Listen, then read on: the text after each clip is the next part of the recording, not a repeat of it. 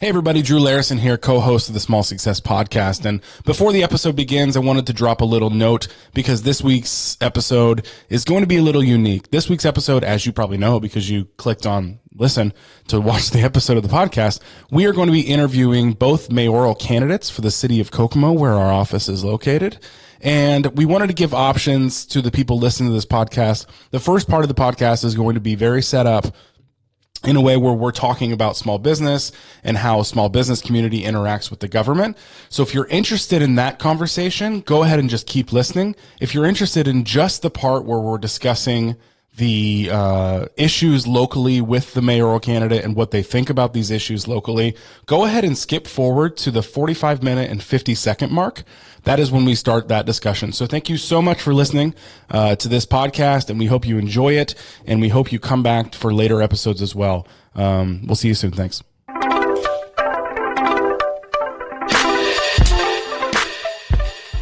Hey everyone, welcome back to another episode of the Small Success Podcast. I am Pam Downing. I am the marketing and operations strategist here at Larison Media. And everyone, we are so excited to welcome you to today's episode. It really is a special edition of the Small Success Podcast. But before I go any further, I want to introduce the guests who are in studio with me. So I'll have them each introduce themselves, but let's start with you. As she said in the last episode, I am her co-host, Drew Larison. That's right. Pardon me, my co-host. Founder and creative director of Larison Media. And as always, thank you for having me. You're welcome. I still consider you a guest, my friend. Okay, and our very special guest in studio, sitting next to Drew and I'll have you introduce yourself. Why, thank you. Tyler Moore, currently Howard County Commissioner and small business co-owner, if you will, heir to the throne for Moore Title and Escrow, but also excited to be a mayoral candidate for the city of Kokomo. Yeah, awesome. Well, Tyler, thank you for joining us today. Hey, we are I appreciate it. Really looking forward to this conversation. So for our Small Success Podcast listeners out there, as you know, we always are focusing on small business owners and entrepreneurs and how to make your life better, how to make your business better, and really kind of cultivate a community within ourselves, and we believe we're better together. But today, we have a special edition of the Small Success Podcast. So we are going to chat with Tyler about some specific to small business topics. And then our conversation is going to move into kind of local specific topics. So if you are a person who lives in or around Kokomo, Indiana, we hope you'll stick around for the second half of our conversation. But to really dig in and dive into our conversation, Tyler, we'd love to hear, tell us about yourself and your background and why you want to be the next mayor of Kokomo. Okay. I'm lifelong resident, but originally born in Huntington, Indiana. And moved to Kokomo the summer I turned 2 when my father was hired away from the Huntington County surveyor to manage the then Anderson Abstract Company. Through that time, he's managed the operation then, purchased the company in 1986, and retained the Anderson name, so it was Anderson Land Title. But then after I was done with college and done doing the prodigal son thing, came back to town in 1998. Mom and I coaxed Dad into changing the name of the company to the family name, since it was owned and operated as such, to Moore Title and Escrow. But I guess backing up, I am a Kokomo High School graduate, class of 1989, and then was blessed to have the opportunity to attend the University of Notre Dame and graduated there with business administration in 1993. Stuck around again in the South Bend and Elkhart area, kind of testing the waters in the title industry. Wasn't sure if I wanted to come back home and work with the folks. And so tested again the waters up there and took a short stint away from it in banking as well. But then in 1998, decided to get back into the industry and commit to it. And that's when Mom and Dad encouraged me to move back home. Great. Since I was going to be in the business. And it's been great since then. After that time, my brother also has come on board, so it's truly family-owned and operated. That's great. I married my wife and best friend in 2000, Ann, and we are the proud parents of 5 amazing children. We were talking about that before the podcast. A couple twins that are seniors, daughter that's a junior, son that's a freshman, and our youngest that's an 8th grader. Okay, so. Great. So actually, this is sparking my idea for an offshoot of another podcast about family specific podcasts. Really cool. So it's multi-generational, family-owned business. I love hearing the background about your personal life and your family as well. So talk to us a little bit about what has inspired you. Why would you like to be the next mayor of Kokomo?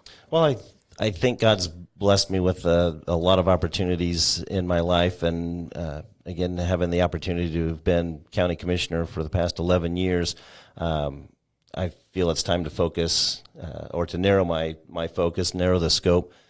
Being the representative from District 2, which pretty much encompasses the city of Kokomo, there have been a lot of times when folks have come to me as commissioner and said, "Hey, what can you do about this in the city? What can you do?" And that's, well, county government, I can encourage, I can participate and pass along the word, but didn't really have a direct opportunity to address some of the issues and make some of the changes. Although we've had a really good partnership with the city for the years that I've been commissioner, working on projects within the city, specifically downtown with the YMCA and the recent announcement of the Hotel and Convention Center, being kind of the few of the specifics, but now just being able to have an opportunity to really give back to the city of Kokomo as well is something that I think excites me. Friends that went to school with me in high school and even in college say it doesn't surprise us, and we figured you'd probably try to run for mayor, the city in time. So I've obviously got a lot of encouragement from them, but really it's just I think another opportunity again to narrow my focus and to continue to give back to the community. That's great. I think a good question to ask, because you're already in politics. So I mean, what was your origin reason of why you wanted to be in politics in general? Like to be that county commissioner position?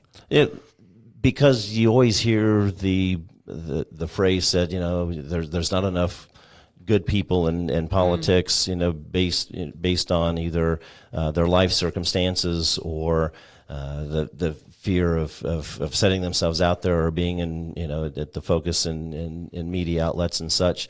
And I've been blessed in my life to really, one, have a mom that wouldn't let me screw up too much. So, but no, I think just I feel the influence that I had from my folks growing up, being so ingrained in the community and involved in the community and having a servant's heart. It's just being a public servant. Yeah, I just felt like something I wanted and that God was calling me to do. That's great. We sometimes dabble in leadership talks around here, and I really admire that approach to leadership. I think that's great. So talk to us about the role of small businesses, and how do you see the role of small businesses in a community like Kokomo? Well, again, fortunately, being part of a small family-owned business, I think it's very vital. Small business is, of course, in my opinion, the backbone of any community, and has been so in Kokomo. I know we've relied heavily on Chrysler's existence and Haynes, and obviously having the hospitals making their investment. I mean, so the larger corporations, but again, truly because Kokomo was founded on an entrepreneurial spirit, and because I am part of a small business that I hope continues to do well and to thrive, because if I am successful in being mayor, I don't plan on doing it forever, so I'd like to have that to still come back to and serve the community.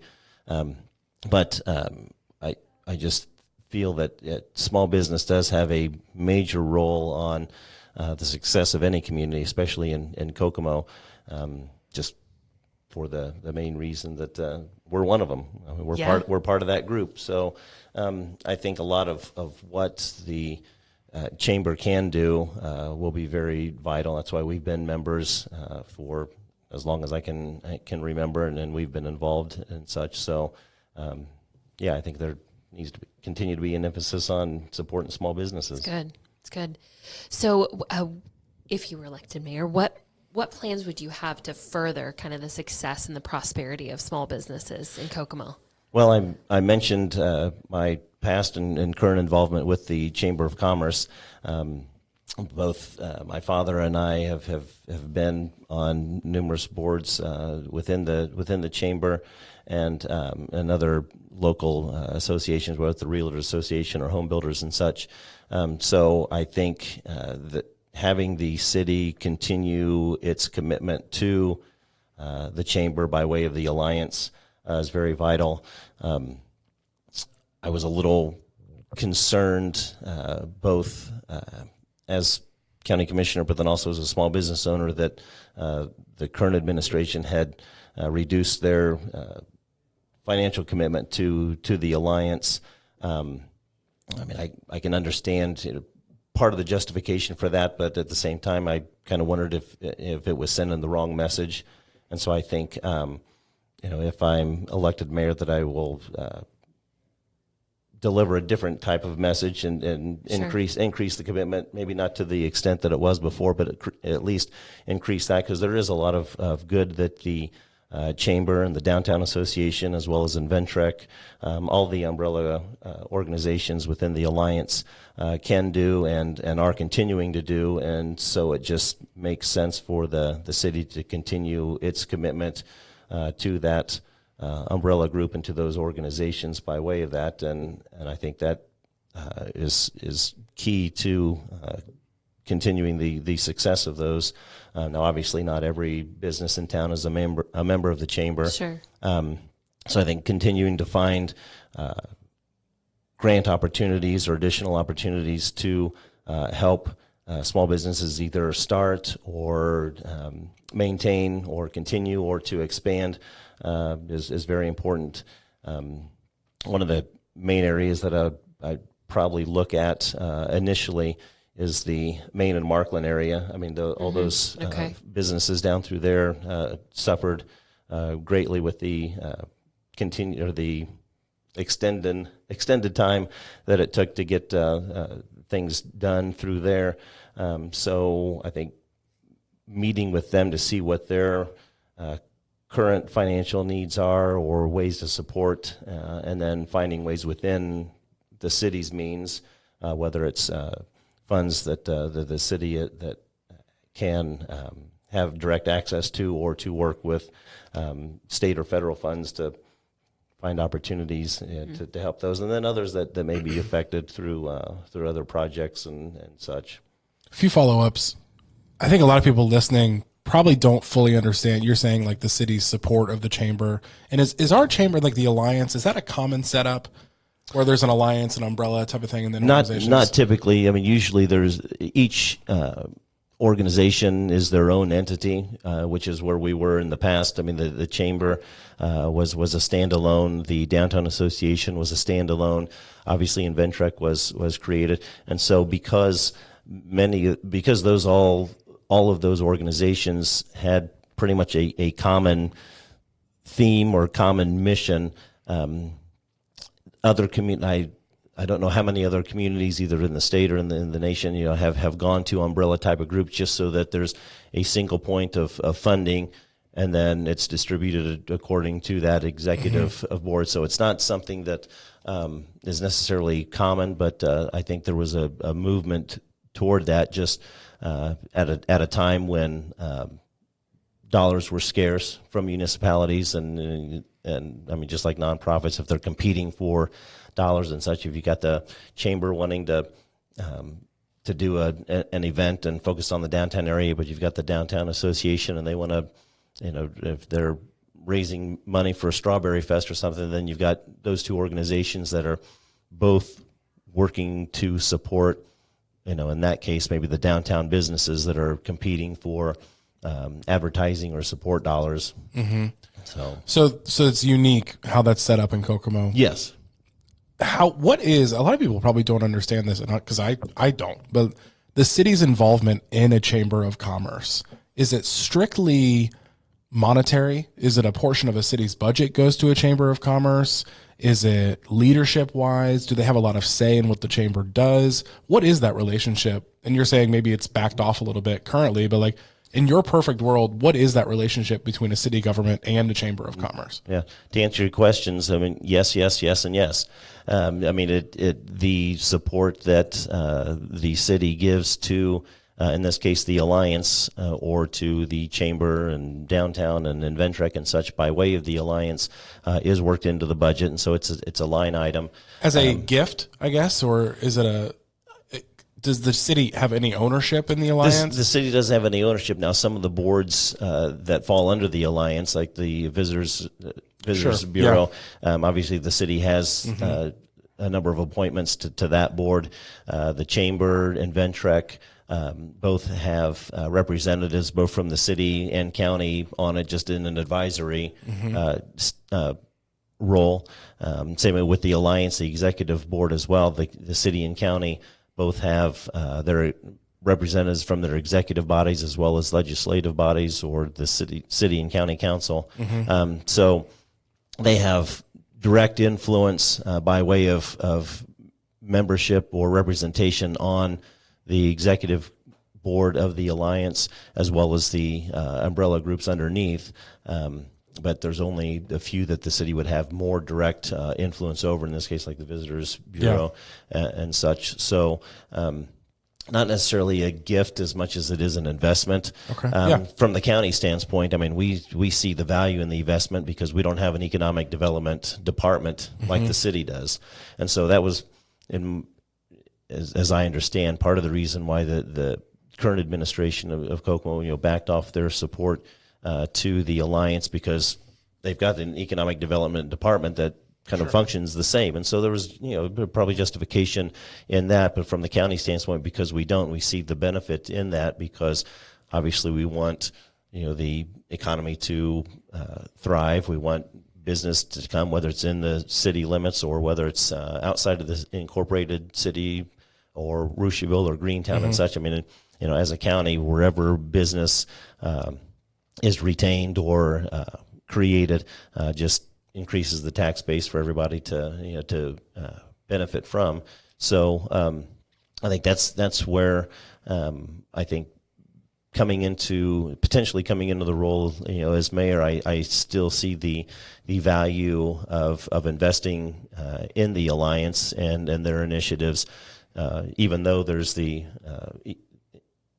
existence of the economic development department within the city that can kind of work hand in hand, and I mean, there's power in numbers. I mean, so if you've got two people bringing, two executive directors, so to speak, in Charlie Sparks and in this case Jennifer Jordan, who's head the director of the development.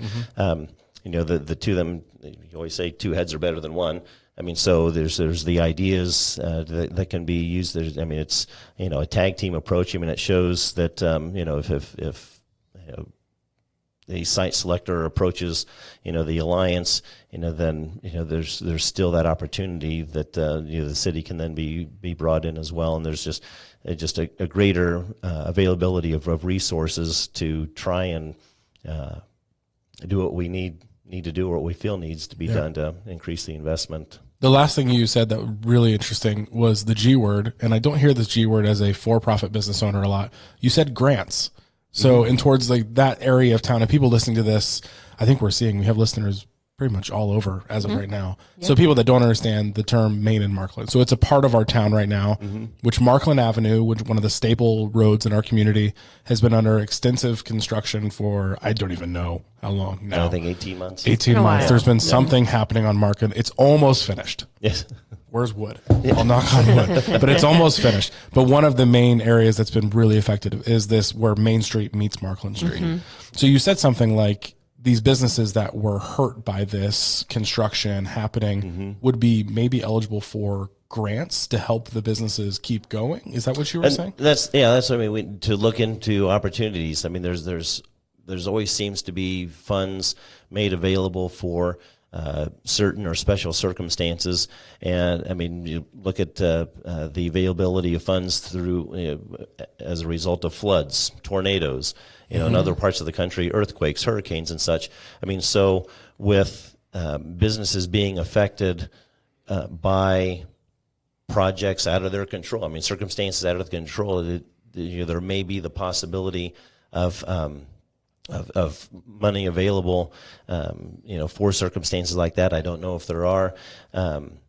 That's something that even as, again, county commissioner, we can look into as well, because if there's something available for a city or a certain municipality versus, one or the other, that's, again, the beauty of having more than one resource or more than one opportunity to try and discover, where there may be some type of assistance. Sure. I mean, it just seems like there's always the assistance examples something. you give, like flood, earthquake, like usually, I mean, you hear people that receive funds, maybe it's like insurance money or like through a residential things, but like what you're saying is really new. I haven't heard a lot of like for-profit companies being available or being open to receiving grants. Like that's a new thing to me. And like you said, it may be something that falls within their insurance policy. Well, I don't know if construction. Maybe. I mean, there is. I mean, there is insurance of like loss of business due to something. Like, I mean, I think we were offered that when we were going through our insurance. Sure. Like your building gets torn down for a tornado or something like that. There's insurance that will cover your average revenue, monthly revenue, until you're back up. Didn't make sense for us because we're actually in the world. We could be working wherever and probably still do a really good job. So it didn't make sense for us, but I guess maybe that would fall into that, but I just want to point that out because that's a very interesting and new idea that I have a wife in the nonprofit world, so I hear a lot about grants. Right. However, I don't hear it a lot in the for-profit world, so that would be interesting. Yeah. I'd be interested to see as that moves along. The construction's done. What else could happen, for a for-profit business to maybe receive funding through a grant process? It's interesting. I just Googled small business grants in Indiana. I don't know if our minor curb construction outside will make us qualify. I'm totally joking. Never hurts to ask, though. Hey, that's right. The worst they can say is no. That's right. So we've been talking a little bit about the economy. I feel like we've dabbled on both of these things I'm about to ask you, Tyler. But what are your hopes and dreams for Kokomo and for the economy of Kokomo? Sorry, let me rephrase. What are your hopes and dreams for the economy of Kokomo, and how do you see small businesses fitting into that? Well, like we mentioned, I mean, small businesses, a lot of times, the backbones of a community, and it's obviously helped Kokomo in many circumstances. I mean, almost a decade ago, when times were tough, and there was the threat of Chrysler closing, and of course, GM the same, and so the auto industry was struggling. I mean, everybody, Kokomo strong. I mean, it wasn't just for tornadoes. It's an economic downturns as well that folks can continue to support each other, and I think that's one of the beautiful things about Kokomo is the way everybody seems to take care of each other. And so, I guess my hopes and dreams are that that we continue to foster that type of mentality and type of initiative to encourage small businesses to continue to want to come and open, and folks that are interested to be entrepreneurs to have that opportunity. The recent little pitch fest that InventTrack had, where businesses competed, had our own little Shark Tank for it, right? Yeah. Because we had actually done a little, swim with the sharks, a few years back, and we tried to resurrect that. But I mean, just continuing to have opportunities like that to encourage folks, to go ahead and take a chance, to know that there's that availability, and to spread the wealth, if you will, that's available. So again, continued support with the Alliance and its umbrella groups would provide opportunities like that. So my hope is that more opportunities will continue to be supported through the city administration, either direct involvement, being part of the process and planning process, or again just showing support financially, which again is, in my opinion, a good use of economic development income tax that the city receives anyhow. But also with a lot of everything that's planned and in process, the Hotel and Convention Center downtown, the announcement of Championship Park out along the bypass out towards Markland. I'm excited that there's still the interest in downtown. I mean, the downtown is always the heart of the community, but the heart's strong. I mean, the current administration has done an excellent job on supporting small business downtown, bringing amenities downtown. So I think, continuing to foster those and find new ways to not only use those but bring others is going to be vital, especially if we're going to have hundreds of people coming down and staying at the hotel and convention center. I mean, that's all part of the walkability. We need to make sure that they're not wanting to hop in a car and drive somewhere else, even though it's a nice hop, skip, and a jump down to Carmel or Westfield. But with the, again, announcement with Championship Park and the hotel and retail development that's being proposed there, my hopes and dreams for that area is not to see retail and commercial, more commercial and shopping. So, the McDonald's, the Cracker Barrels, the gas station stuff to move out there. I mean, yes, that'll be a good focal point. But now that the interest is there, the seal's been broken, that we be very diligent on any type of development that's going to continue along the bypass, and I would rather see something more along the lines of maybe a small industrial park, or companies that deal in distribution of non-durable goods, or even the manufacturing of non-durable goods. I mean, take advantage of our proximity to Indianapolis for industry to take advantage of that, but then also to look to the north as well. We've got a very valuable asset in Grissom, having them our neighbors to the north. I mean, so there's just a lot of opportunity along the bypass that I guess I would like to see things done out there, but again with the diligence of keeping 931 and all the folks along there, to thrive and retain their business. Yeah. So it sounds like a lot of just expanding of what's in place. Yes. Like a lot of what's here, and just keep that momentum going. The groundwork's been laid. Yes. I mean, so with the city's infill program, I mean, I know there's a lot of housing facilities being put up. I'd like to see a continued effort on the infill, where they're identifying dilapidated residences and such, and leveling those and putting single family residents. It'd be great to have that type of investment to encourage folks to come in single family residences. Gentrification you're talking yes. about. Yeah. Mm-hmm. Yeah. And then again with the possibility of development with industry and such along the bypass, then get these folks to come and bring their families, but then have something to do. Yeah. So gainful employment. Yeah. So, gotcha. Nice. So this really is a follow-up question, but thinking specifically about encouraging the economy of Kokomo and perhaps attracting entrepreneurs to start their own small businesses in Kokomo. You are talking to a millennial small business owner.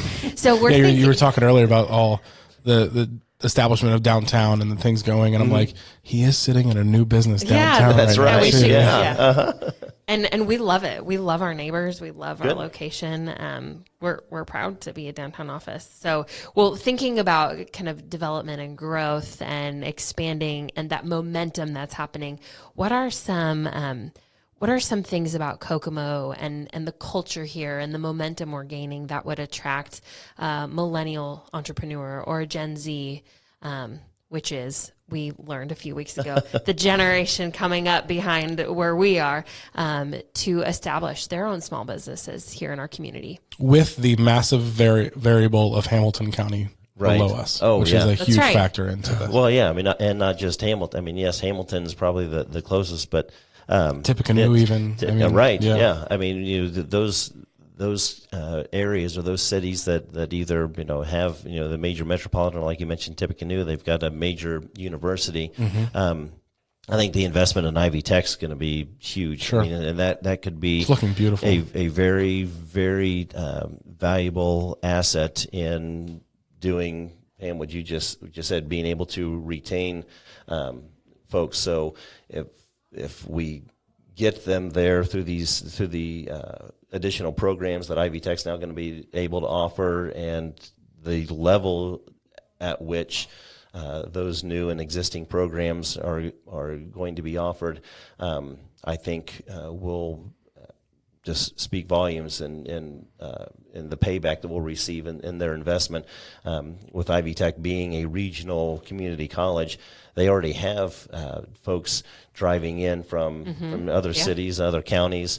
And I know they've got campuses in other counties in the area, but IUK is doing a lot of that as well. I mean, with dormitories being built at IUK now, there are literal hundreds of students moving from Indianapolis area to Kokomo to go to college and living here. That was, as a Kokomo kid, that's unheard of. That did not happen unless it was like a parent going back later in life to get their degree and it was a cheaper option or something like that. It's amazing to me. It is encouraging to hear how the demographics within the population and enrollment, not just at IUK but at Ivy Tech as well. I mean, both it's younger. They're like you said, IUK. I mean, with all the investment that the chancellor's sparked, is creating a truer university. We have sports experience. Teams. It's a big deal. Exactly. Go Cats. Cougars. Go Cougars. Oh my gosh. But the cougar is a cat. Yeah. So, it's a type of feline. But that's go felines. That's the beauty of it. I mean, so many of the cats, whether they're the Wildcats, the Panthers, the Tigers, I mean, they're all cats. But but having IUK's investment, I've never thought about that. That's kind of funny. We're a very feline friendly mascot community here. That's right. And I mean, with their investment, I mean, we talked earlier. I've got twins that are seniors, are going to be graduating. My daughter has already taken a class out at IUK. She may stick around for another year or two. I mean, so having that, is a wonderful opportunity, not only to provide that experience to them, but as Drew mentioned, because of the investment, I mean, they've got housing there. They've got sports teams. They're putting up a beautiful new field house that'll be done soon. I mean, it's a college. It's a university campus, and so I mean that alone hopefully will, entice a lot of what they call the brain drain to stick around, and we just need to capitalize on that. And maybe that's reaching out. I know we've got a Mayor's Youth Advisory Council with high school students that are then placed on various committees that the city has an involvement on. But so maybe it's a mayor's Young Adult Advisory Council. So you've got folks from Ivy Tech and IUK that are part of an organization similar to that then also have the opportunities to serve on those committees as these high school students are, to get them ingrained in the community as well. Something similar to the leadership Kokomo program that was originally under the chamber that's now through Ivy Tech. And kind of a standalone on their own. But, I mean, making a more concerted effort to invest and support in organizations like that will allow us to get the feedback we need to make sure that we're catering to the Drew Larisons of the world that we want to stick around in Kokomo. Yeah, it's great. Yeah, because what you're talking about, I keep thinking about like the grant systems you were talking about earlier. I mean, how great of an idea is it if somebody is in the business industry at IUK, like they're going through business classes to get their business degree, and they have they're an entrepreneurial type of mind, they have this fantastic idea for a business. If there was a grant opportunity or some sort of like scholarship postgraduate opportunity, or like, hey, we love this business idea, we'd love to see it in Kokomo. Here's some funds to start that business with the idea of like you're doing it in Kokomo to further Kokomo. That's why I hope this Pitch Fest continues to go. And you're right, the contestants this time were all folks that there were a couple Delphi engineers that stuck around and did their entrepreneurial. Tim Branyan was the one that ended up winning the first prize, but he's a millennial as well, and he's got his idea and has fallen in love with the community and what Inventrec has to offer to allow him. So yes, I think continuing programs or opportunities like that, like the Pitch Fest, and encourage, go into IUK, Ivy Tech, and and maybe change the focus, have a competition within there, or just again continue to do something through Pitch Fest. Yeah, I've always thought Kokomo was a classic community that was a victim of comfort. Sure. During the heydays of Kokomo, Chrysler was booming beyond belief. Everyone was extremely comfortable with their job, got paid really well, had no problem putting food on the table, did a 2-week Florida vacation every year, that type of thing. 2008 roughed us up a little bit, right? We're very resilient. But I've also always thought Kokomo, inside of Kokomo, the business community, there's never been a discouragement of entrepreneurship, but I've always felt like there's not a huge encouragement of entrepreneurship, because if there's anything that's uncomfortable, it's entrepreneurship. Yeah, right. We've talked about that especially if you're wanting to start a business that already has a presence. Sure. Whether it be a diner, a coffee shop, a clothing store. I mean, you're already competing with the big box stores to begin with, and so you're right. There doesn't seem to be enough support or encouragement for entrepreneurship, or that is that evident for that reason. I mean, because it's tough to stay afloat sometimes. And I mean, coming from a family-owned business, you understand the importance of the uncomfortable, right? And really, a goal of people as we're bettering ourselves and moving along this thing called life. The more we're uncomfortable, the better we're growing, and the more we're growing as people. And like I think that's the exact same for a community. So the idea of being comfortable in Kokomo, and like that's an overall, I feel like, just attitude of a lot of people that live here. But at the same time, knowing things have to change. Right. Like there's one constant in life, and that's change, right? How do you help a community that has had a generational issue of loving being comfortable understand that uncomfortable is a good thing, and moving a community along sometimes is uncomfortable, but it's always greener on the other side. And as the role of a mayor, how do you get that attitude? Because I've said for a long time, Kokomo has an attitude problem, and I feel like it all stems from comfort of what we were used to generations and generations ago. But nothing happens. Nothing good happens if you're comfortable, in my opinion. Right. So as a mayor, as a main political figure in this community, what do we do about that? How do we slowly shift the attitude of people that just are going for comfort, and instead of like encourage the discomfort and knowing what comes out on the other side? Right. I think one, kind of lead by example. I mean, and not just going up and saying, "Oh, I'm hurting." We've been part of a small business and we struggle, but I guess continue to raise awareness. I mean, and a lot of that is through the chamber and through other organizations that the city may have involvement with. Is it just, I think, continuing to commit to those organizations and making sure that, I mean, there's ways to not necessarily make people aware of their uncomfort or discomfort, because they're very aware of uncomfort. Right. Yeah. And I don't know. I mean, that's, I think every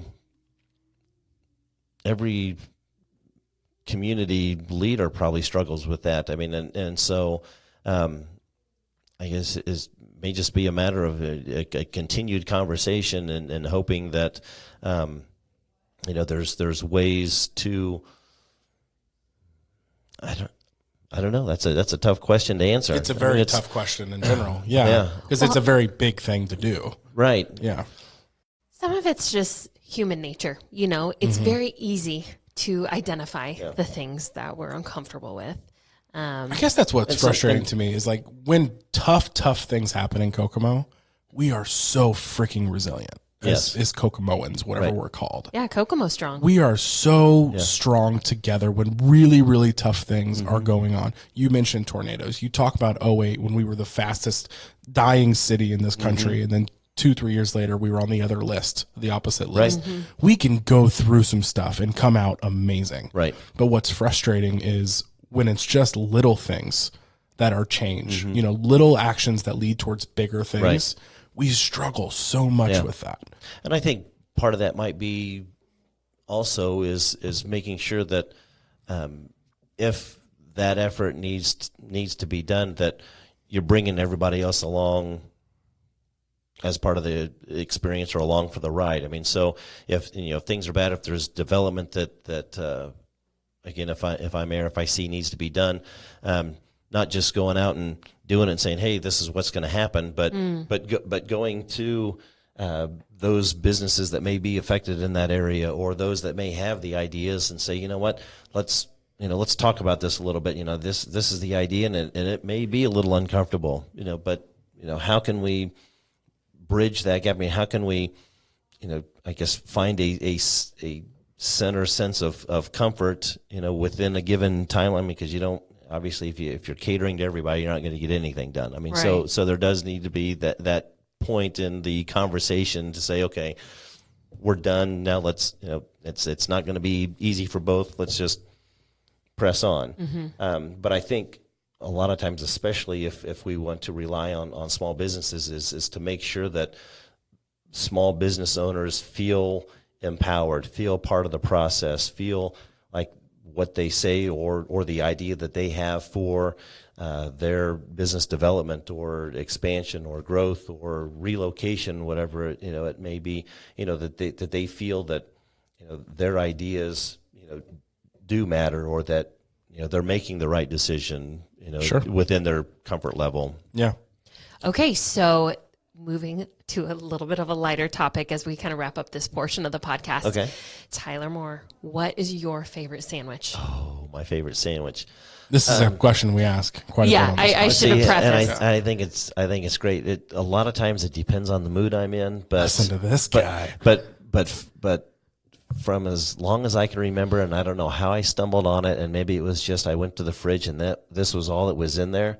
But I kid you not, and don't knock it till you've tried it. But I'm nervous. a bologna, cheese, mayonnaise, and jelly sandwich.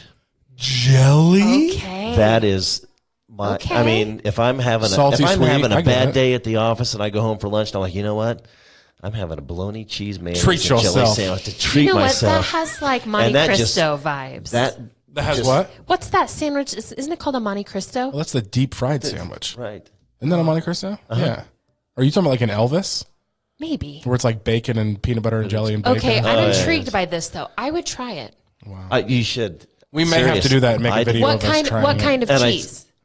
American. I mean, just the Kraft Okay, American classic. slice. The man's going to be a mayor. You think he's going to Okay. use a Swiss? Come on. Of course it's Thank you. American. America. Answer. Good That's answer. right. That's so funny. Okay, and now another question we ask every guest on our podcast. What is one small thing that you do on the regular that contributes to your success? So this could be a habit, a decision, something very silly, something very serious, but something that you are in the habit of doing that contributes to your success. Movies. Movies. If I need to take a break from what may be going on in life, or I just need. I mean, I am a movie buff, so it's Okay. and not just. I mean, yeah, there's something about sitting at home and watching Netflix or renting a movie, but I've got to go to the theater with with a tub of popcorn. Yes, I mean, that's okay. And I know that sounds weird, but how that contributes to my success, it just helps me refocus. It resets my buttons, and gets me back in a new frame of mind, and just lifts my spirits Mr. a Moore. little. This is amazing. So That's a great answer. I literally, because really what you're saying is resting. And yeah, understanding fine. the importance of rest. So we started a new video series called Welcome to Monday. And I recorded on Thursdays. Don't tell anybody. It doesn't actually record on Mondays. Recorded on safe with Thursdays, me. get published on Mondays. Yeah, don't tell anybody. But next week's video is going to be, it's about the power of rest. Yeah. And understanding that you cannot be at your best and do the best work that you need to do if you are not physically, mentally, and spiritually rested. Yep. Great answer. And That's a great answer. it can be one of the Transformers movies where everything is going on around you, and it's just Chaos. You think how in the world? But you're right. I mean, you come out of that and it's like, man, whatever movie, even if it was a terrible movie, it's like, you know what? wasn't that bad. It wasn't Nicolas Cage's Ghost Rider. Okay, yeah, I probably could have done without that. But I got away. I got away from reality You for survived, a little bit. yeah. But no, I think just you're right. I mean, finding an outlet, and my outlet is movies.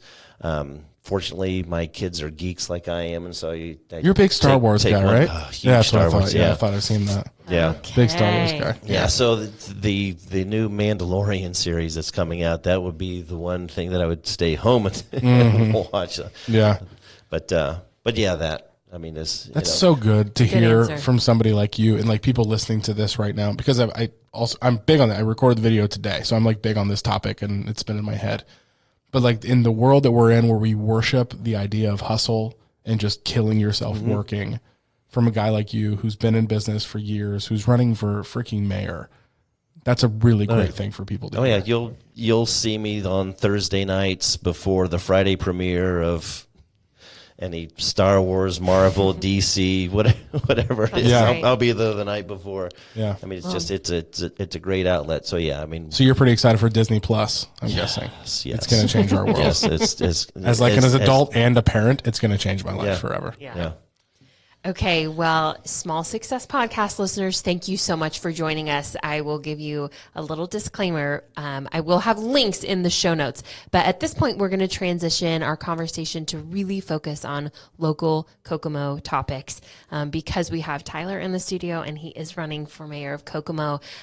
We have some questions to ask you that are really specific to Kokomo. So small success podcast listeners, thank you for being with us. We hope you enjoyed this episode. I hope you'll stick around. I think we have a lot to learn from Tyler. So we'd love you to come to Kokomo and set up shop. There you go. Thank you. Come on, Great, man. We got some good stuff Where coming. was the craziest listener, like from France the other day? There we have listeners. Great. I've seen Zimbabwe. downloads: Zimbabwe, Italy, China, and Brazil. We're kind of. I'd like to visit all this is those kind of big countries. deal. That's great.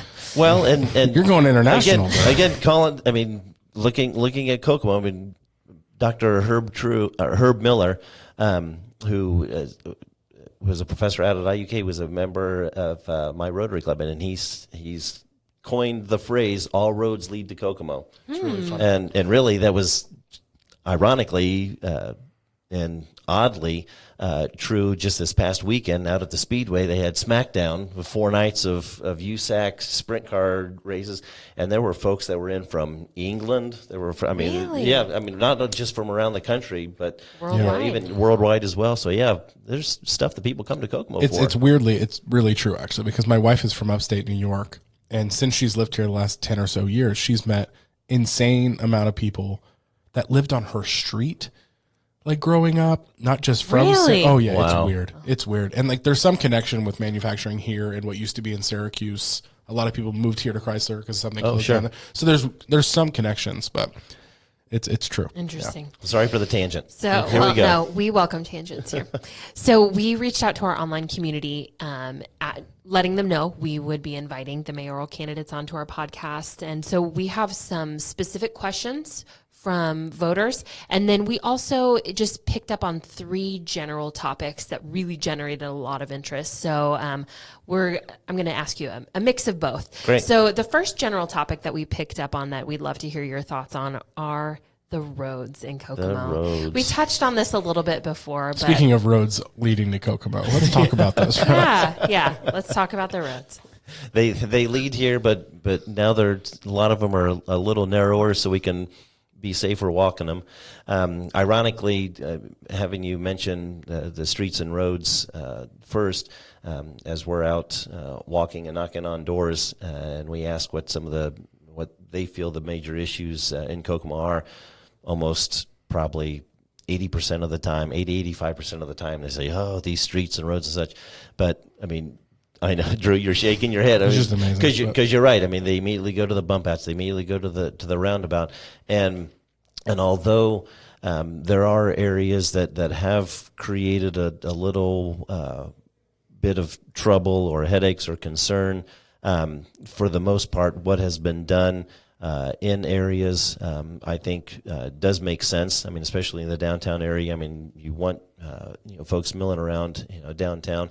Now, there are concerns with emergency response vehicles in some cases on some of the main thoroughfares there along Markland, just west of our roundabout, up to the jail, the home in Apperson and area. I mean, there are concerns. I mean, so if elected mayor, I'm not going to hire a fleet of bulldozers and start tearing a bunch of things up. I mean, we've already invested in a lot of those areas, although we'll probably sit down with not only folks within the city administration, but police, fire, hospitals, even the PCAT, the Independent Ambulance Service as well, maybe even some of the trucking companies, and identify some of the troubled areas and see where it may be feasible, even economically feasible, to address some of those areas and not necessarily correct them, but adjust them to what they need to be.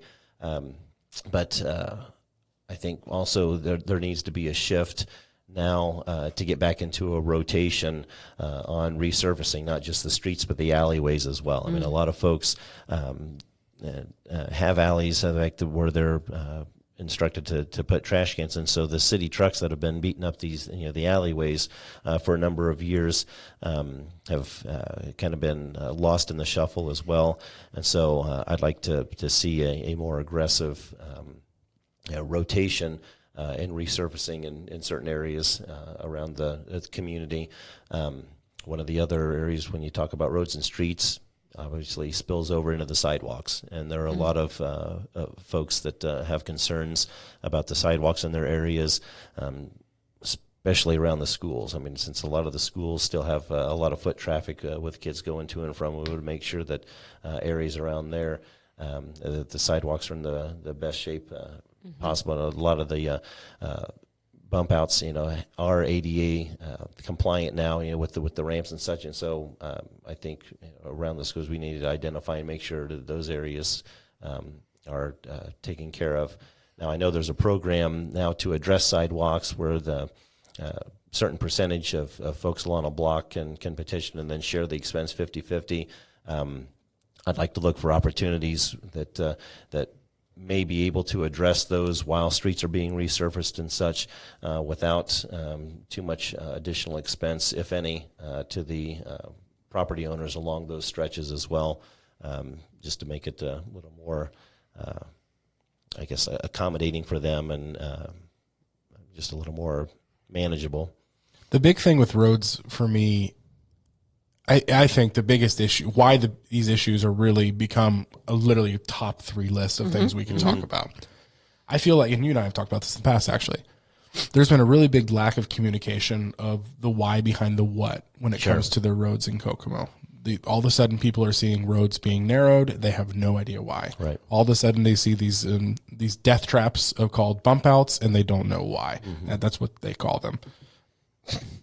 So, I mean, plain and simple, like, to get your opinion on like these bump outs, roundabouts, road dieting is, I guess, the term. What are your thoughts on those? I mean, to start with, like, road dieting, I think you started off by saying the reason for them is to make it safer for people to actually walk the streets. That's one of the reasons, right? So, I mean, road dieting, what is your opinion on road dieting?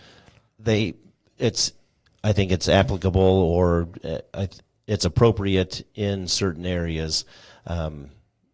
Other places, not so much. I don't agree with all of the improvements that have been done in certain areas. Again, I've always, with others, had concerns with the narrowing of Markland. Again, just because of its proximity to the jail, and even around the corner, if you will, from St. Vincent's, that pursuit vehicles and ambulance and such had used Markland so much that it's not uncommon for someone to get caught behind traffic going either direction. So,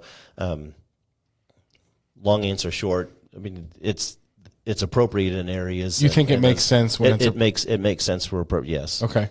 Bump outs, same. I think in the downtown area, I know that's probably where folks clip them the most, just by turning. But in and around town and around the parks, even around schools, I mean, I think those areas are appropriate where there's a lot more foot traffic, and so. Which is their purpose. Which is their purpose. Because that's right. what I was talking about too. Like a lot of people don't even know the why of a bump out. Yeah. It's if you're at intersections at a really popular, crowded area, Right. car wise, that person is on the street. What is it, 3-4 more feet maybe Right. than it used to be? So the driver driving is able Yeah. to see that person walking a lot more clear. Yeah, and so I think in time, as folks continue to get used to where they are or used to their existence, I mean, there's still, a little bit of safety lost because there's the confidence that the walker may have stepping out into the bump out, and someone that's not used to it, clip up and over it and such. But no, I think I get the why. There's just in some areas, the why has a larger question mark after it than others. Yeah, roundabouts. The one at Markland and Park, I know it gets a lot of criticism, and it's really, but living on the west side of town and having to deal with that intersection, I mean, that was a blessing. I mean, I think just to continue to get traffic through there. Once again, I think they have their place, where appropriate. I don't think we need to start throwing them up everywhere. Don't go Carmel crazy. Yeah. That should be a term. It's got alliteration that works well. Carmel crazy. But no, I know the previous administration had got a little criticism when Mayor McKillop put the one in down at the tail end of Webster, down there by Jackson Morrow Park. Center and Webster. Center. Oh, okay. And but I guess another intersection that I think was rumored that there was talk of one going in was there at Boulevard and Park, right there by the country club, and just because of its proximity to school and all the traffic in through there.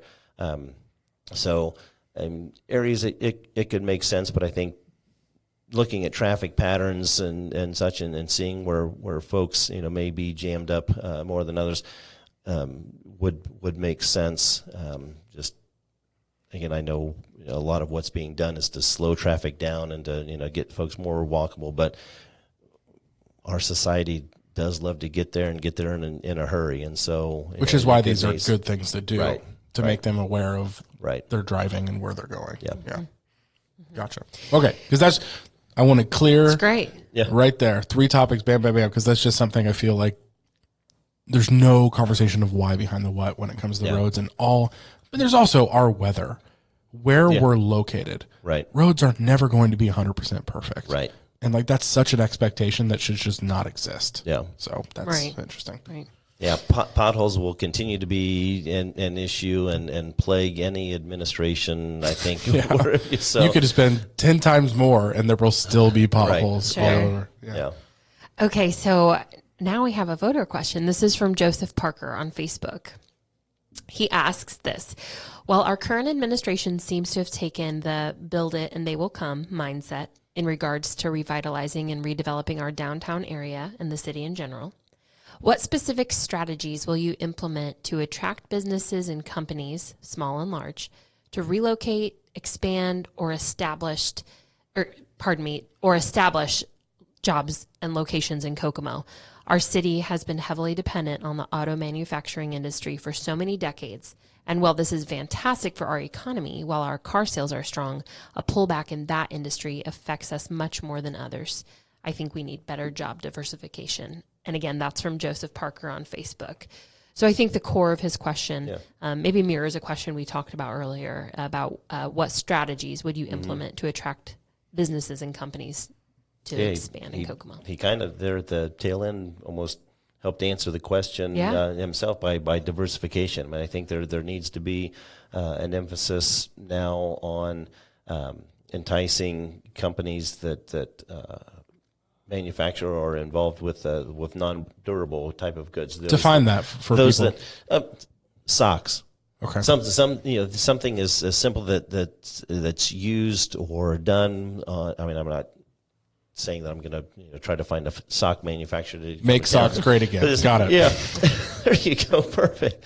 But no, I mean something that weathers, that has a better opportunity to weather the storm of recession. I mean, obviously, again, weighing so heavily or relying so heavily on Chrysler when auto sales are down, when the economy struggles.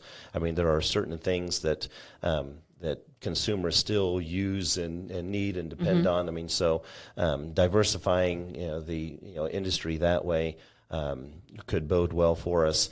And again, not knowing what discussions may be had with site selectors, with Mr. Sparks and his staff through the Alliance, or Jennifer Jordan and her staff with the Economic Development Economic Development Department of the city. It may be investing in shovel-ready sites. I mean, I mentioned the small industrial park maybe off of the 31 bypass, or somewhere on the north end, somewhere outside of the downtown area where there's space to do that. Maybe that's what folks are looking for, having the proximity to Indianapolis and in Hamilton County and such. But I think looking for opportunities like that will help entice those to come. But not lose sight of the downtown as well in small business. I mean, I think, again, investing in and committing to the Alliance and its umbrella groups, the Chamber and Inventrec and such, I mean, making sure that they have the support and resources they need to help local businesses retain their business or grow is going to be important for that reason. That's good. Define, because it's becoming a term used a lot in this campaign, but like industrial park. Like, what does that actually mean? What would that entail? Who is that set up for? Just to give a definition for that. And it could be anything. It could be multi-use. It could be a warehouse facility, with higher ceilings, because I had heard that the part of the concern with the available space out at the old GM site is that the ceilings aren't high enough, or whatever the specs may be that site selectors may be looking for. If there's a cookie cutter, type of facility, a shell, a shell that the folks or industries are looking for, that Kokomo currently doesn't have. Maybe that needs to be the event, to put a couple of those facilities or shell buildings up, to accommodate those. And it may be, a smaller. I know there was talk while the call center or software center. I mean, so just something that may be multiple, have multiple use based on what we've experienced from site selectors that have come knocking on our door, looking for that opportunity before. And a lot of that may just be having conversation with, again, Mr. Sparks and his staff and the development department, and you say, okay, what have been the needs that many have had that we haven't been able to accommodate, in order to land those, and then use that as a blueprint for that type of facility. So you're saying the city would build a shell of a building that someone could come into, or prepare the land for them to build it? True. Yes. Could be either way. Could be both. Yes. Okay. Could be. I mean, you see, some, will build the suit. I mean, yeah. Would it say City of Kokomo on that side? Well, or City of Kokomo and Howard County government. Gotcha. I mean, again, with the county's interest in and making sure that the tax base is increased, and that investment is made in Howard County. Not just Kokomo, because obviously Kokomo is in Howard County, but again, it could hopefully be a partnership between both municipalities as well as any private investment. Sure. Great. So the next topic is another one of the general topics that we picked up on through people's feedback, and that is the topic of police officers here in the city of Kokomo. Could be, I guess, fire as well. Just like emergency, and you're right. There's been a couple publications that they asked the candidates, their position, and I think everyone, I mean, all three of us are in agreement that the staffing levels of at least the police department are of a concern. I still feel that they're dangerously low, not just concerning, but dangerously low, not just for the citizens of our community, but for the police officers themselves. Where the budget is already set to, I think, accommodate 91 or 92 officers as well, and we're at 77, 78, right now. Okay. So there's room to add. The question is, or the challenge is, how quickly we would be able to add those, whether it's transfers from other departments or recruiting heavily and getting them into the academy, because the whole process is almost over a year's worth. I mean, not just in the academy, but they're away for the academy, and then they're on the streets, training, so to speak, for up to a year, like a doctor would in a hospital, right? Yeah. Sort of thing. Yeah. So, I mean, the need is definitely there. It's a concern. Fire, I feel the same way. I mean, that's questionable as well. I mean, it's been said that looking at the reports for calls for service in the last few years, there haven't been a lot of major fires. There haven't been hasn't been any. So our staffing levels are appropriate. I just know that there was concern, with the recent annexations, that we increased the size of the city by 20%, yet police and fire were reduced by about 20%. I mean, so, a lot of what folks that live in that area, have said, like, oh, well, we were promised services, we were promised, better, protection. Fortunately, they haven't had to, rely too heavily, but, if they make a call, if it's not necessarily an emergency, they're not getting the response times they want. That call for service isn't necessarily logged because it, may not be an emergency, but there's still that sense that, folks in the annexed areas are not getting, the coverage that they feel was promised to them or told to them when they were brought into the city limits. I mean, so that's a concern. If people don't feel safe in their neighborhoods, whether or not they've had to rely on calls for service. So that's definitely a priority. Yep. Every topic, I guess, has two sides. So, like, Sure. why is the current administration, who has these 78, or whatever that round number is, what is their reasoning? Like, if it's budgeted for 91, why not have 91? What is the reasoning for 78? I've heard such things as, compared to other cities our size, we're actually fine, numbers wise. What is the big reason from them? Why not have 91, or why not have more? Yeah. I can't speak directly for the current administration, but when I was criticized for my reports or my plan, I think the major emphasis was placed on the calls for service and the response time, and not so much the numbers. I was more so for the numbers based on size and the comparison I used to another community that similar in size, but my thoughts there is that even though the calls for service appear to be down, our current police force has been more reactive than proactive, and so because they don't have greater numbers that afford them the opportunity for backup if they see a situation that in decades past they've called for backup. I'm going in, I'm checking on this, that would result as a call. Whereas now, if they call, hey, something's suspected, I'm going to check it out. Like, oh, well, your closest backup is, they're at the north end, and the closest backup is, 26 and Center Road, or Center Road and 31.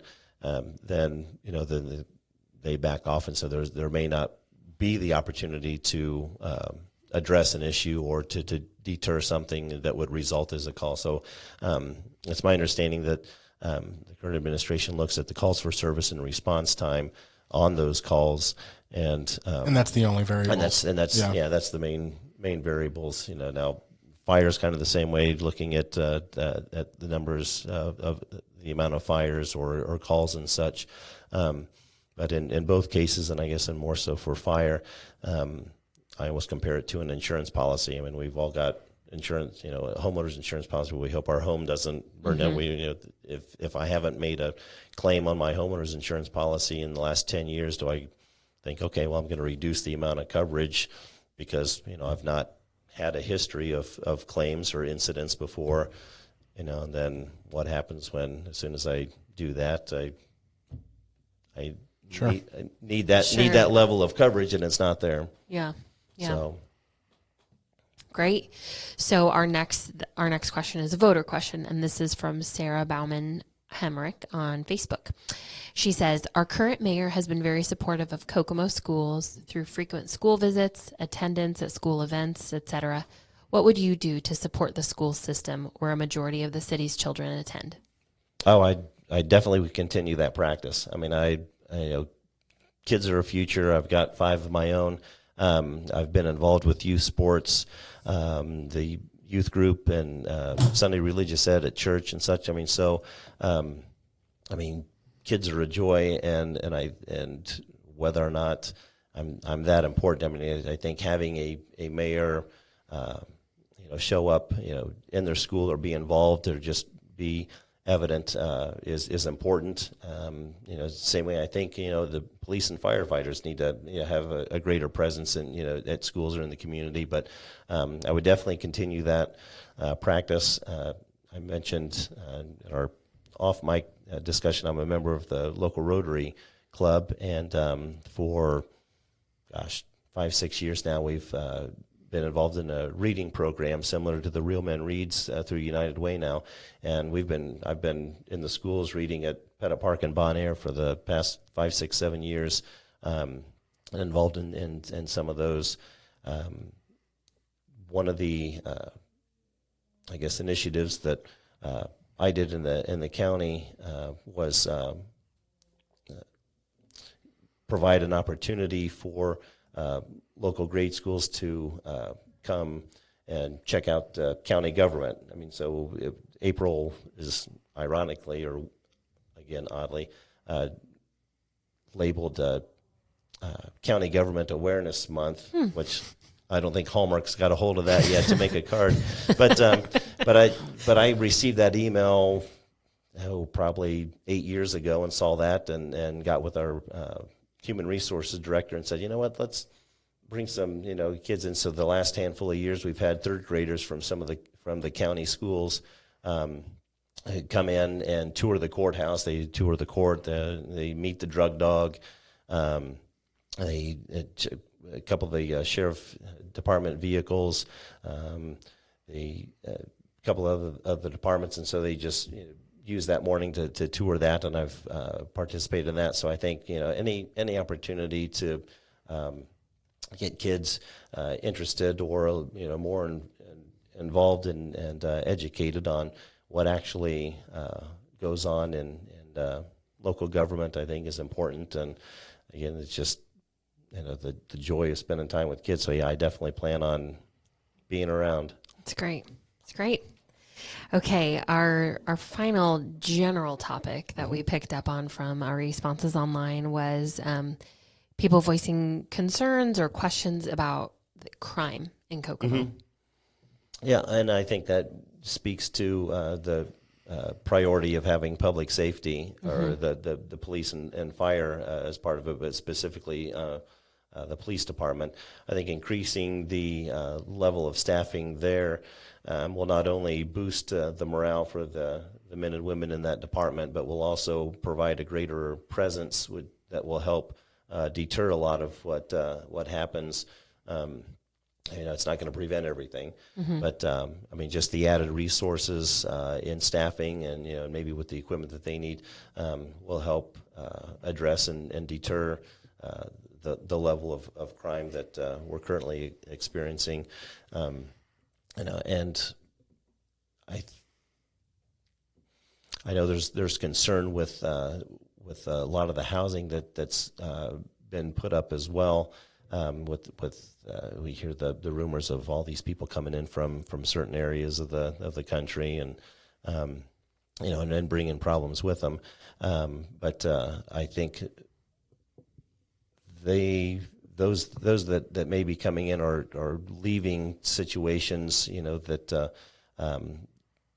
they currently live in, and trying to find a safer place. And so, yeah, there may be those problems that they're trying to escape from that may be following. But I think, again, increasing the police presence, and letting them and then the rest of the world know that we mean business now. Because at one time, Kokomo had that reputation. I mean, the police force as well as the fire department were top notch, and folks wanted to come to Kokomo to work and to serve. And so I think getting that reputation back will be vital in addressing a lot of the crime that we're experiencing. Couple follow-ups, because I wanted to ask about the rumor you were discussing, because there's a lot of online theories, online rumors, conspiracies, I would even say, that the current administration is sending busfuls of people from Chicago into our community and giving them homes downtown to live in. Mm-hmm. I've heard things like there's literal billboards in Chicago that say "Come to Kokomo." Mm-hmm. Is there any actual evidence to any of this that literally we're intentionally attracting people from Chicago and bringing them to Kokomo, or is this just got ridiculously out of hand? I think it's starting to get ridiculously out of hand. There are a handful of folks coming from that area of either Chicago or northern Indiana, as I understand it, with the housing that's available, the affordable housing, that folks in areas that are on waiting lists are directed to the nearby areas that have availability. So with the recent construction of that affordable type of housing, or the vacancies that have been made available due to those moving out of those, we have become an available location. And so, yes, there are folks coming from the nearby areas that just ironically happen to be from the Chicago area. So there are folks, coming from that area, as I understand it, because they're on that waiting list, for that type of housing. Mm-hmm. I doubt very seriously that we're sending buses up to get them. I've not seen pictures of any billboards yet. I heard that as well, but you think, again, as we talked about social media, that somebody would have already snapped a picture. And that's the thing about conspiracy theorists. They usually don't have that thing called evidence. Yeah. So it makes it real. But yeah, it's a concern. But again, I think it's started to get a little ridiculously, out of hand. But there is, some sense of truth to it, that folks are coming from those areas, and it may not just be Chicago. It may be, sure, other areas aware. But if they're on the waiting list and there's availability, they're then directed, to the closest. Yeah. The most extreme one I heard was on Election Day in the primaries. There were a bunch of cars with Illinois license plates around the courthouse that people have shipped. This is real, guys. People have shipped people from Chicago to somehow vote in local elections in certain ways. It's amazing to me. Yeah. Well, that's why it's called a theory. Yes. That's right. Okay. We're going to wrap up. Well, no, pardon me. This is our final voter question. This is from Connor Sanborn on Facebook. How do you plan to continue the efforts of redesigning our streets and neighborhoods for more pedestrian and bike-friendly traffic? And what knowledge and skill set of urban planning do you have that would allow you to follow through on these efforts? Well, we kind of talked about, the roads and sidewalks and bump outs and such. Mm-hmm. I think with the plan that's in place, I think looking at maintaining what we've got and continuing to finalize some of the connectivity that is in place, will be huge for those that utilize it. As for my experience in urban planning, I'm not going to sit and try to admit that I have any. I think that's one of the one of my stronger attributes is my humility. I know I'm not going to run the city by myself. I know I'm not going to have all the answers or pretend to know everything or make sure that it's that only my vision is the one that the city's going to to have to move forward on. That I would take advantage of the resources made available to me and to the city council for that type of planning, just like any others have done. I mean, we look to experts in those fields for ideas and thoughts and support in what we do. And so, knowing Mr. Samburn's interest in that type of planning, he and I actually did have a conversation. And so I'm hoping that we continue to do what we need to here in Kokomo, that once he graduates from Ball State, he decides to come around. back and bring some of that knowledge and experience that he's gaining with him, because, again, that speaks to what we talked about earlier about the millennials and Generation Zers. I mean, it's that, tapping into those resources and giving them the opportunity to feel empowered and that their ideas, are interesting and very much beneficial. It's a way to bring them back. So, I think just looking at the plan that's in place, continuing connectivity and looking at the current amenities we have and ways to kind of expound on that. Now, I had somebody ask that now that we've got the bikes, if I'm elected mayor, if I'm going to bring the scooters to town like they had. Like the Segway scooters? The ones The downtown limes, the Indiana, birds. the limes and the I know birds. what you're talking about. No. Yeah, we have like a canal too. They'd just be thrown in the canal all the time. Oh, man. Yeah, no, I don't have an interest in bringing those to Kokomo. I've witnessed too much in visiting Indianapolis to know that we don't want those here. It's something. Yeah. Okay, our question to wrap up here. Let's say you are elected mayor of Kokomo. What is your dream? What does our community look like 4 years from now, 5 years from now, at the end of your mayoral term? Well, it'll be buzzing, because by then we'll probably have the hotel convention center, and so hopefully an aggressive marketing and enticement for the use of that facility will be in place, and hopefully that will also have downtown continuing to thrive. There's still some vacancies that around the square that hopefully will get filled before then. I still have a soft place in my heart for Sandy's Sycamore Grill, so I'd love to see that Do you remember that? reopen. And That's where our rehearsal dinner was. Okay. For our wedding. My husband worked there. so She's originally from Illinois. She's one of those people we were talking about earlier. That, you I were did the not one come on on the a private. bus. how big was the bus? No, my dad. I mean, that's classic. My dad had his Yeah, business Christmas Sandy's parties there Sure. every year, like type of thing. Yeah. Oh, it was Yeah. a great place. So so maybe a few more fun amenities downtown,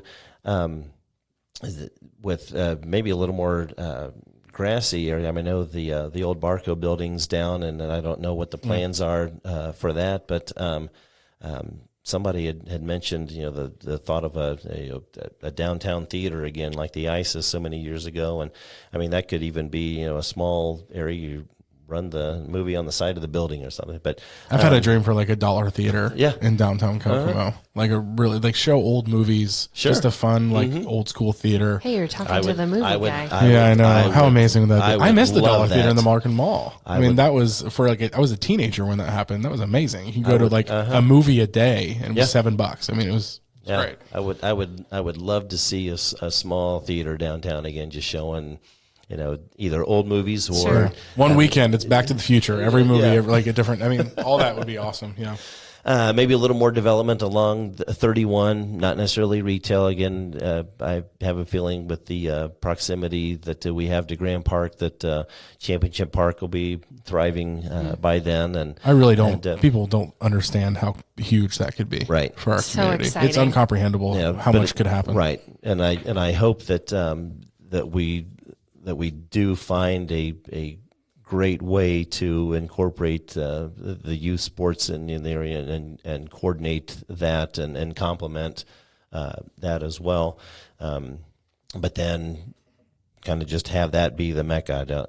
I mean, any other development along, again, hopefully a small industrial park of sorts with mixed use, and that having some industry with some additional jobs for folks to do, and knowing that the city still has some involvement and ownership in the Carver Center. I'm hoping that the community might consider the next capital project, giving some love to them. I mean, in similar fashion that we did with the Y. That the Carver Center is a gem in the north end of town and has done so much for GEM and GYM. Yeah, it's a gem there you in go. a lot of Yeah, ways. that's true. I'm in marketing. A gem. It's a gem. Yeah. But no, I mean, as much as that's done for the community, I would definitely be supportive of another public-private campaign similar to the YMCA to make that a destination point as well for the north end. I think that would help spark a lot of interest and pride in that area as Many well. Saturday mornings were spent at the Carver yeah. Center playing basketball in my youth. Yep. Yeah. That's great. Well, Tyler, thank you truly. Oh, my for pleasure. Coming on Thank with you. us today. We appreciate you. We're I grateful love the for opportunity. Yeah. Is this your first podcast? It is.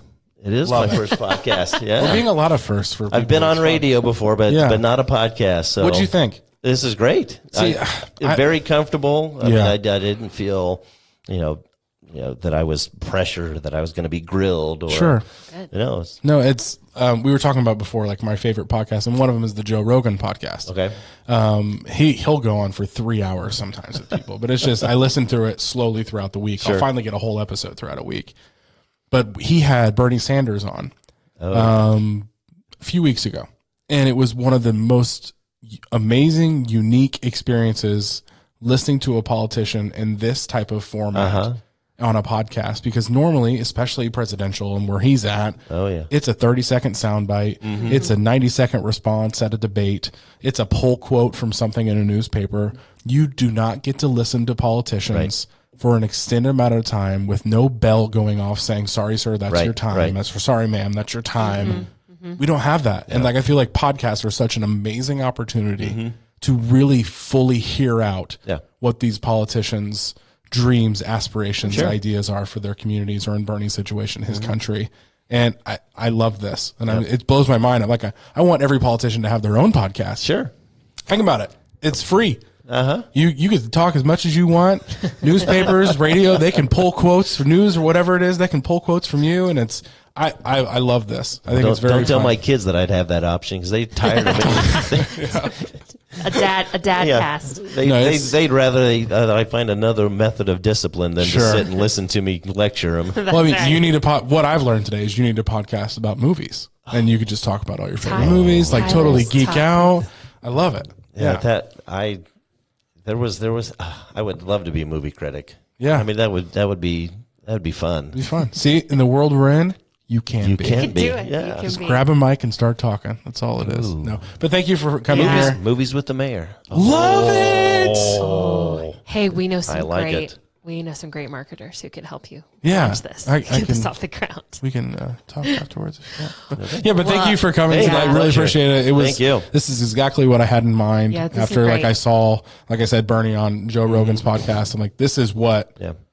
this Well, should and- be. This is what political conversations should be like. And you kind of touched on that. I mean, as wonderful that as the forums have been during election times that the Tribune Perspective Alliance and League of Women Voters put on, you're right. It's you get talking and then you get the little 30-second line, and then they're cutting off and and then it gets so you're right. Please tell us what you would do to solve every crime issue in our city. You have 45 seconds. Yeah.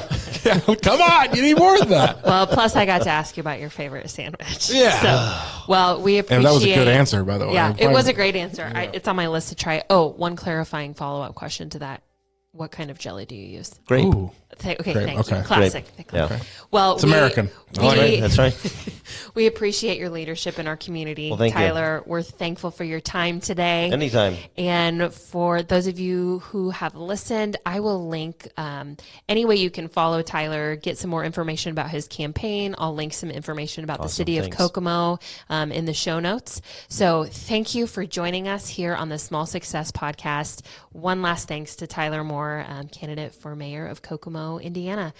Thanks so much, and we'll see you next time.